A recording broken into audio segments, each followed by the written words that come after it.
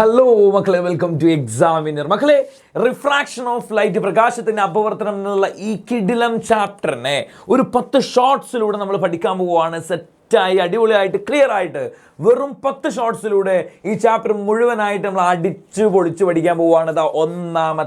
ഒന്നാമത്തെ പാർട്ടിലേക്കാണ്. നിങ്ങളുടെ സപ്പോർട്ട് ഉണ്ടെങ്കിൽ കൂടുതൽ പാർട്ടുകൾ നമ്മൾ ഇങ്ങനെ അപ്ലോഡ് ചെയ്തുകൊണ്ടേയിരിക്കും. അപ്പം എന്ത് ചെയ്യുക, കമന്റ് ബോക്സ് മുഴുവൻ നിങ്ങളുടെ സപ്പോർട്ട് ഇതാ ഇപ്പോൾ തന്നെ രേഖപ്പെടുത്തുക. ഒരു വൈറ്റ് ഹേർട്ടുകളൊക്കെ ഇട്ടാണ്ട് എന്ത് ചെയ്യാം, സപ്പോർട്ട് ചെയ്യാം. അപ്പം നോക്കണം, ഒന്നാമത്തെ പാർട്ടിൽ നമുക്ക് പഠിക്കാനുള്ളത് എന്താ അറിയോ ഒപ്റ്റിക്കൽ ഡെൻസിറ്റി, അതായത് പ്രകാശിക സാന്ദ്രതയെക്കുറിച്ചാണ്. മക്കളെല്ലാവരും ശ്രദ്ധിക്കുക, സിമ്പിളാണ്.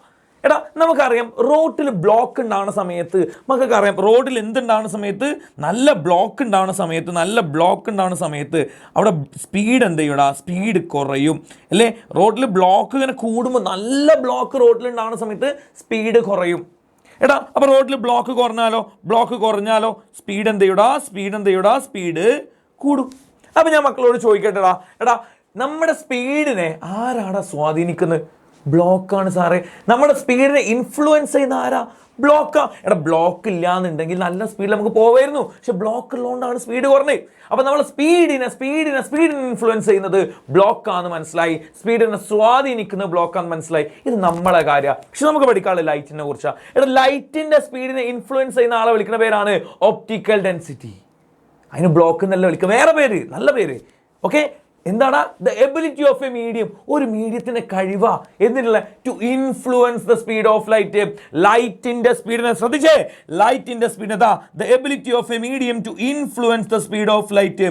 ലൈറ്റിന്റെ സ്പീഡിനെ ഇൻഫ്ലുവൻസ് ചെയ്യാനുള്ള കഴിവിനെ വിളിക്കുന്ന പേരാണ് ഒപ്റ്റിക്കൽ ഡെൻസിറ്റി. മലയാളത്തിൽ പറഞ്ഞാൽ ഒരു മാധ്യമത്തിലൂടെ പ്രകാശത്തിന്റെ വേഗതയെ സ്വാധീനിക്കാനുള്ള കഴിവിനെ വിളിക്കുന്ന പേരാണ് പ്രകാശിക സാന്ദ്രത എന്ന് പറയുന്നത്.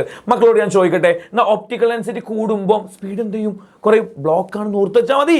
ഒപ്റ്റിക്കൽ ഡെൻസിറ്റി കൂടുമ്പോൾ, പ്രകാശിക സാന്ദ്രത കൂടുമ്പോൾ സ്പീഡ് എന്ത് ചെയ്യൂടാ, കുറയും. അതാണ് അടുത്ത പോയിന്റ്. ഒപ്റ്റിക്കൽ ഡെൻസിറ്റി ഇൻക്രീസ് ചെയ്യുമ്പോൾ സ്പീഡ് എന്ത് ചെയ്യും, ഡിക്രീസ് ചെയ്യും. പ്രകാശിക സാന്ദ്രത കൂടുമ്പോൾ സ്പീഡ് കുറയും. എന്നാൽ സാർ ചോദിക്കട്ടെ, ഒപ്റ്റിക്കൽ ഡെൻസിറ്റി ഡിക്രീസ് ചെയ്യുമ്പോഴോ, പ്രകാശിക സാന്ദ്രത കുറയുമ്പം സ്പീഡിന് എന്ത് സംഭവിക്കും എന്നുള്ളത് കമന്റ് ചെയ്യുക.